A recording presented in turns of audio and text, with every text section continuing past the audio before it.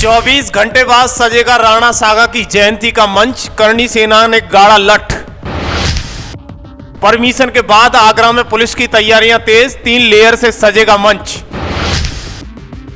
औकेंद्र राणा, वीरू, राज शेखावत, सन्नी रक्त स्वाभिमान सम्मेलन में क्षत्रियों की बनेंगे ढाल। दरअसल उत्तर प्रदेश में राणा सांगा पर छिड़ा रण जरूर याद होगा, जब संसद से लेकर सड़क तक राणा सांगा पर जबरदस्त बहस छिड़ी हुई थी। लेकिन अब अगले 24 घंटे में राणा सांगा का मुद्दा फिर से ट्रेंड होने वाला है। यानी कल 12 अप्रैल को करणी सेना ने आगरा के गढ़ी रामी में राणा सांगा की जयंती मनाने का ऐलान कर दिया है। आगरा में 12 अप्रैल को करणी सेना रक्त स्वाभिमान सम्मेलन करने जा रही है, जिसकी तैयारियां तेज चल रही हैं। माना जा रहा है कि करणी सेना के इस कार्यक्रम में लाखों की भीड़ आएगी। इस कार्यक्रम से पहले करणी सेना ने भूमि पूजन भी किया। 12 अप्रैल को राणा सांगा पर सियासी सीरीज का पार्ट 2 रिलीज हो सकता है। ऐसा हम इसलिए कह रहे हैं क्योंकि करणी सेना के राष्ट्रीय अध्यक्ष राज शेखावत ने समाजवादी पार्टी के सांसद रामजी लाल सुमन को लेकर जो बातें कही हैं, उसने सबकी बेचैनी बढ़ा दी है और सीधा चैलेंज दे दिया है। पहले सुनते हैं राज शेखावत की और वीरू की वो बातें। उस सांसद के घर के घेराव की बात की है, जिस सांसद ने देश की सर्वोच्च पंचायत संसद भवन में हमारे भगवान महाराणा सांगा जी पर अभद्र टिप्पणी की और हमारे सनातनियों पर अभद्र टिप्पणी की। अब उसे जवाब देने के लिए, उस व्यक्ति विशेष को जवाब देने के लिए हमने ट्रेलर तो दिखा दिया। 26 तारीख को आपने देखा होगा कि घर में घुसकर जवाब देने के लिए हमारे योद्धा वहां पहुंचे थे। हमारे युवा प्रमुख जो राष्ट्रीय अध्यक्ष हैं श्री औकेंद्र राणा जी पहुंचे थे, उनके साथ हमारे वीरू प्रताप सिंह पहुंचे थे, सन्नी सिंह पहुंचे थे, उनके और कई हमारे योद्धा पहुंचे थे। लेकिन षड्यंत्र के तहत हमारे योद्धाओं पर हमला हुआ, जानलेवा हमला हुआ, पत्थरबाजी हुई। दुर्भाग्य देखो, हमारे बच्चों पे जो जख्मी हुए थे उन पर तो एफआईआर हो गई, लेकिन हमारी तहरीर के बावजूद भी आज तक उन लोगों पे एफआईआर नहीं जिन लोगों ने इस घटना को अंजाम दिया। के लिए सोच अच्छी ना रखे, उसको जीने का अधिकार ही नहीं होना चाहिए। भाई, हिंदुस्तान डेमोक्रेसी समतामूलक समाज की स्थापना के लिए बनाई गई कि इंसान के अंदर इंसानियत हो, हैवानियत तो हो ना। 600 साल 500 साल पहले ना वीरू सिंह जिंदा थे, ना लालजी राम सुमन थे। इन्होंने इतिहास देखा है क्या? 100 लड़ाई जिन्होंने लड़ी हो और 99 जीती हो, जिनका स्ट्राइक रेट 99 का हो, और उनको गद्दार कह देना, जिनके इतिहास को पढ़ के, जिनकी कहानियों को पढ़ के हम और आप इतना गौरवशाली फील करते हो, और उनको देश के सबसे बड़े सदन राज्यसभा जैसे उच्च पालिका में इस तरीके की बयानबाजी करना, हिंदुस्तान के गौरवशाली इतिहास को गाली देना, हिंदुस्तान के परंपरा को गाली देना, हिंदुस्तान के स्वाभिमान सम्मान को गाली देना, हिंदुस्तान के कल्चर को गाली देना, ये सब कुछ उस रामजी लाल सुमन ने किया। आप बताइए, क्षत्रिय धर्म ये कहता है कि मान सम्मान स्वाभिमान की लड़ाई लड़ो। राणा सांगा, बप्पा रावल, राणा कुंभा, पृथ्वीराज चौहान, चाहे भगवान राम, भगवान कृष्ण या चाहे गौतम बुद्ध, जो भी रहे हों, वो क्या बोले कि शस्त्र के साथ शास्त्र का भी और शास्त्र के साथ शस्त्र का इस्तेमाल हो। ठीक है। लालजी राम सुमन ने कहाँ पढ़ लिया? कहाँ पढ़ लिया उसने? क्या लगता है गलत इतिहास पढ़ा है, तब गलत जानकारी तथ्यों के साथ जी रहे हैं? क्या बात है? या फिर वो अपनी पार्टी को ज़्यादा दिखाना चाहते हैं कि हम लोगों ने ये काम अच्छे? वो पढ़ा ही नहीं है, उसको जानकारी नहीं है। हम कहते हैं ना कि अगर आपको जानकारी हो, पहले धुनो गुनो सब तब बोलो। आप बोलने से पहले ये सोच रहे हो बोल क्या रहे हो। आप एक जात विशेष को खुश करने के लिए आप पूरे 140 करोड़ देश के लोगों को गद्दार बोल दो। भाई, राणा सांगा केवल क्षत्रिय समाज के हैं क्या? बता दें आपको कि 21 मार्च को समाजवादी पार्टी के राज्यसभा सांसद रामजी लाल सुमन ने राणा सांगा को लेकर गद्दार वाला बयान दिया था। तब से करणी सेना ने रामजी लाल सुमन के खिलाफ मोर्चा खोल रखा है। आगरा में रक्त स्वाभिमान सम्मेलन का आयोजन किया जा रहा है। एक बार फिर करणी सेना ने प्रशासन की टेंशनें बढ़ा दी हैं। राणा सांगा की जयंती से पहले करणी सेना ने मांग की है सांसद रामजी लाल सुमन की संसदीय सदस्यता रद्द हो, रामजी लाल सुमन पर उनके विवादित बयान को लेकर राष्ट्रद्रोह का केस दर्ज हो, राणा सांगा को लेकर दिए गए गद्दार वाले बयान पर रामजी लाल सुमन को गिरफ्तार किया जाए, समाजवादी पार्टी के सांसद के घर पर बुलडोजर चलाया जाए, राणा सागा पर कहे गए अपमान शब्द वापस लें।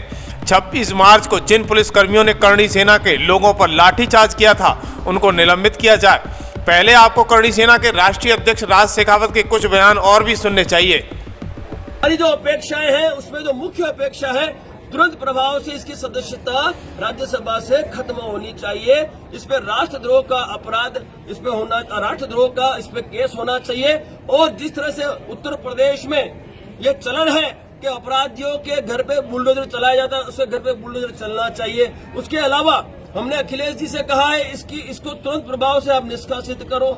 ऐसी कई अपेक्षाएं हमारी, और जो हमारे बच्चों पे फरियादें हुई उस फरियादों को भी वापस लेने की हमने बात की है। साथ ही साथ जिन पुलिस कर्मियों ने हमारे योद्धाओं पर कस्टडी में लगातार लाठीचार्ज किया है, उन्हें जख्मी किया है, उन पुलिस कर्मियों पर भी कानूनी प्रक्रिया के तहत कार्रवाई होनी चाहिए। ऐसी कई अपेक्षाओं को लेकर उस दिन हम 5 बजे तक का अल्टीमेटम सरकार को और प्रशासन को दे रहे हैं। वहां से हम कूच करेंगे सुमन लाल के घर की ओर, और जब तक हमें न्याय नहीं मिलेगा हम वो मैदान नहीं छोड़ेंगे। ग्लानि की बात है और अब हम ये बर्दाश्त नहीं करेंगे। हमने भूतकाल में बहुत माफिया दे दी, अब किसी को माफी नहीं दी जाएगी। घर में घुसकर हड्डी तोड़ जवाब देने का विकल्प हमने ढूंढ लिया है। और मैं आपको वादा करता हूं अगले 6 महीने में हमारा गरम दल इन जैसे लोगों को घर में घुस कर हड्डी तोड़ जवाब देकर भविष्य में ऐसी घटनाओं का पुनरावृत्ति रोकने के लिए कार्य करेगा।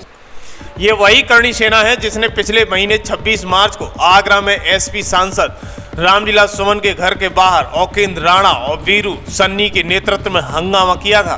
कई गाड़ियों में तोड़फोड़ की थी, कुर्सियां भी तोड़ी गई थी। इसके बाद पुलिस को भी लाठीचार्ज करना पड़ा था। करणी सेना के इस हंगामे के बाद अखिलेश यादव ने सड़क से संसद तक बीजेपी के खिलाफ मोर्चा खोल दिया था। एक आंकड़ों के मुताबिक 2022 में बीजेपी को 87% राजपूत वोट मिलता था। दलितों में जाटव जाति का वोट 21% मिलता था। रामलीला सुमन भी इसी जाटव जाति से आते हैं। इसके अलावा दूसरी ऐसी जातियों का 41% वोट बीजेपी के खाते में गया था। इसलिए बीजेपी राणा सांगा वाले मुद्दे को छोड़ना नहीं चाहती है। दूसरी तरफ अखिलेश यादव दलित जाति का कार्ड चलकर दलित वोटरों को अपने पाले में खींचना चाहते हैं। दरअसल राजनीति में बहुत कुछ साइलेंट होता है, यहाँ भी ऐसा है। अब ऐसा क्यों है ये भी समझ लीजिएगा। कुल मिलाकर ये लड़ाई अगड़ा वर्सेस दलित वोट बैंक की इर्द गिर्द घूम रही है। इसमें हर पार्टी वोट का सपना देख रही है। सपा ने तो सुमन को मोहरा बनाकर तुरप की चाल चल दी है, लेकिन अब बारी है सीएम योगी और उनकी पुलिस प्रशासन की, जिनकी कल अग्नि परीक्षा होने की बारी है। इसके लिए आगरा पुलिस ने मोर्चा संभाल लिया है। आगरा पुलिस द्वारा 3 लेयर सुरक्षा कवच तैयार कर दिए गए हैं। पहला, राज्यसभा सांसद रामलीला सुमन के घर के बाहर पुलिस की कड़ी सुरक्षा व्यवस्था रहेगी। दूसरा, एमजी रोड पर पुलिस तैनात रहेगी, पुख्ता सुरक्षा व्यवस्था रहेगी। तीसरा, करणी सेना के रक्त स्वाभिमान सम्मान सभा के ग्राउंड के चारों तरफ हाईवे पर सुरक्षा का कड़ा पहरा रहेगा। कोई भी गलत काम करता है तो इसके खिलाफ कड़ी कार्रवाई की जा सकती है। दरअसल हम आपको बता दें कि इस रक्त स्वाभिमान सम्मेलन के लिए पुलिस प्रशासन द्वारा परमिशन भी दी गई है। इसमें साफ साफ इंडिकेट किया गया है आयोजन के दौरान कोई भी व्यक्ति किसी भी प्रकार का अस्त्र शस्त्र अपने साथ नहीं रखेगा। आयोजन के दौरान कोई भी उद्घोषणा नहीं की जाएगी जिससे किसी जाति, धर्म, संप्रदाय की भावना को आहत हो। किसी भी व्यक्ति विशेष के प्रति अभद्र भाषा, अश्लील टिप्पणी, नारेबाजी, भड़काऊ भाषण, अशोभनीय टिप्पणी नहीं की जाएगी। यदि इस प्रकार की कोई भाषा प्रयोग की जाती है तो इसमें समस्त जिम्मेदारी आयोजकों की होगी। किसी भी सार्वजनिक अथवा निजी संपत्ति को कोई क्षति नहीं पहुंचाई जाएगी। यदि किसी सार्वजनिक अथवा निजी संपत्ति क्षतिग्रस्त की जाती है तो आयोजक से क्षतिपूर्ति की वसूली की जाएगी। इसके विरुद्ध कार्रवाई भी की जाएगी। इसके साथ साथ सार्वजनिक मार्ग यातायात बाधित नहीं किए जाएंगे। इसके अलावा ध्वनि प्रदूषण का भी ध्यान रखा जाएगा। नियमों के अनुसार ध्वनि का काम किया जा सकेगा। वहीं पुलिस प्रशासन द्वारा निर्धारित स्थल, मार्ग, तिथि एवं समय के अतिरिक्त अन्य किसी स्थान पर कार्यक्रम आयोजित किया गया तो अनुमानित स्वतः निरस्त कर दिया जाएगा। आयोजन के दौरान किसी भी प्रकार की कोई घटना के लिए आयोजक स्वयं उत्तरदायी होंगे। विशेष परिस्थितियों में उक्त अनुमति कभी भी बिना कोई नोटिस दिए निरस्त की जा सकती है। मौके पर उपस्थिति पुलिस प्रशासन एवं अधिकारियों द्वारा शांति व्यवस्था को दृष्टिगत रखते हुए निर्देशित किया जाएगा। इसका अनुपालन करना आयोजकों की जिम्मेदारी होगी। ये तमाम सारे बिंदुओं पर पुलिस प्रशासन द्वारा परमिशन दी गई है। वाले समय में कई सारे आयोजन हैं जिसमें पुलिस प्रबंधन की आवश्यकता है और इसीलिए ये ड्रिल आज यहाँ करवाई गई है। 12 तारीख को महाराणा राणा सांगा जी की जयंती है और गढ़ी रामी कुबेरपुर में हिंदू सनातन सभा की अनुमति डीसीपी वेस्ट के यहाँ से आयोजकगणों को मिली है। कुछ लोग सोशल मीडिया पे माहौल खराब करने वाली धमकियां यहाँ दे रहे हैं। ऐसे लोगों को नोटिस दिए गए हैं सोशल मीडिया की तरफ से भी, और किसी भी कानून व्यवस्था बिगड़ने की परिस्थिति से निपटने के लिए ये मॉक ड्रिल आज करवाई गई है।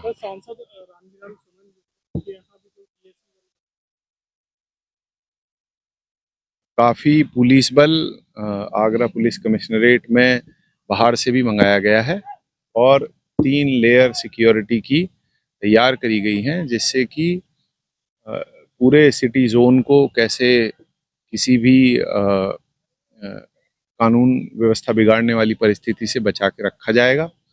और माननीय सांसद जी के आवास के पास भी काफ़ी मजबूत सुरक्षा का घेरा तैयार किया गया है। सीमावर्ती राज्यों से भी लोगों के आने की आशंका है क्या वहाँ पे? जो हिंदू सनातन सभा कुबेरपुर में आयोजित होने वाली है, उसमें काफ़ी दूर दूर से लोग आने की संभावना है और पुलिस का जनसभा स्थल पर भी काफ़ी मजबूत प्रबंधन किया गया है।